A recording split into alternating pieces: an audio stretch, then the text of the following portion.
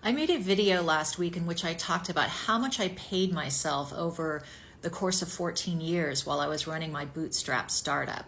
And one of the things I talked about is how once you get to a sustainable level of revenue and profitability, the goal is to pay yourself a nice salary while you still have enough left over to make major growth investments in your business.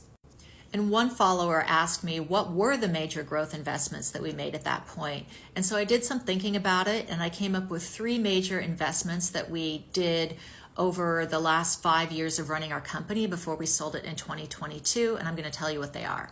So the first one was in 2018 when we re-platformed our entire site in a more modern programming language that would make it easier to roll out new product features. And we also added on a major overhaul of our content management system where our content team worked so that they could be a lot more productive.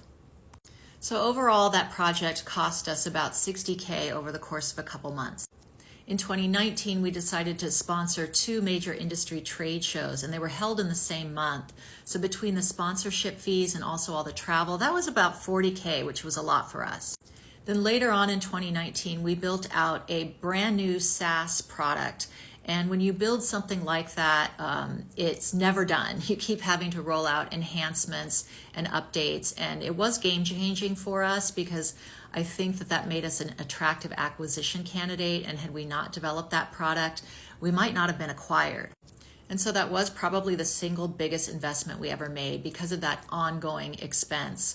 We outsourced all of our development and technology, so we were paying somewhere between $10,000 and $25,000 a month for that service, depending on what we were building. One thing all of these investments had in common was they were going to enable us to deliver a better customer experience, or in the case of the trade shows, get face-to-face with customers and prospects. And that's always a good way to spend your money. Now, these numbers probably don't sound that big to VC-backed entrepreneurs, but when you're bootstrapping, every dollar you spend has to come from your revenue and your profit. So you have to find that money yourself from customers.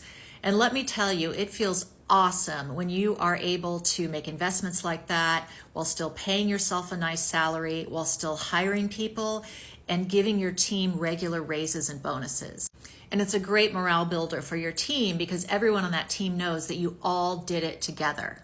And because of this, those last 5 years before we sold the company were the most satisfying years of my career, even with 2 years of COVID. It was awesome what we accomplished as a team, and I hope you all can do the same as bootstrappers.